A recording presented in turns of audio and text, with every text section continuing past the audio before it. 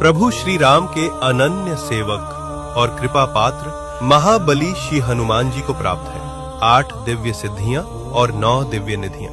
अब जानते हैं वे 8 अद्भुत सिद्धियां।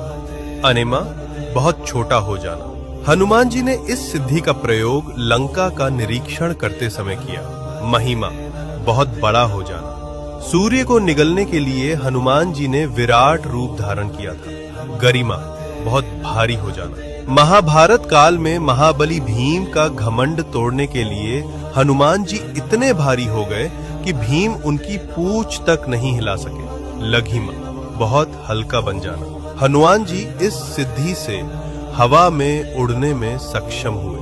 प्राप्ति, जो चाहो तुरंत पा लेना। पशु पक्षियों से बात करना। माता सीता की खोज में हनुमान जी ने पशु पक्षियों से संवाद किया। प्राकाम्य, मन चाहा रूप लेना। दीर्घ काल तक युवा रह पाना। किसी भी लोक में जा सकना।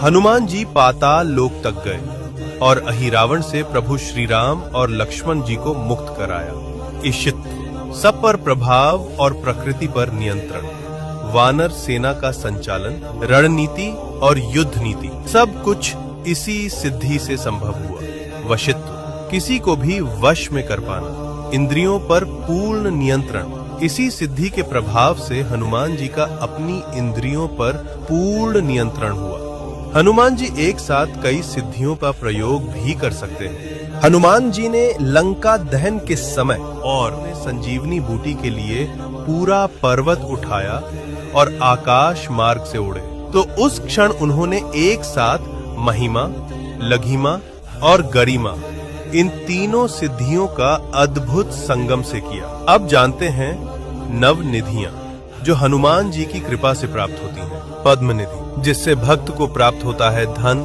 सौभाग्य और संतोष। महापद्म निधि, जिससे भक्त को प्राप्त होता है स्थायित्व और दीर्घकालिक सफलता। शंख निधि, जिससे भक्त को प्राप्त होती है कीर्ति, यश और विजय। मकर निधि, जिससे भक्त को प्राप्त होते हैं आंतरिक रत्न और आकर्षण। कच्छप निधि, जिससे भक्त को प्राप्त होता है धैर्य और आत्मबल। कुंदा निधि, जिससे भक्त को प्राप्त होती है शांति और पवित्रता।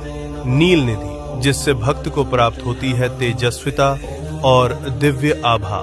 मुकुंदा निधि, जिससे भक्त को प्राप्त होता है मोक्ष और आत्मानंद। खर्व निधि, जिससे भक्त को प्राप्त होता है अंतर्ज्ञान और गूढ़ शक्ति। जो समर्पण भाव से महाबली हनुमान जी की शरण में आता है, उसे अष्ट सिद्धियां और नव निधियों का वरदान प्राप्त होता है।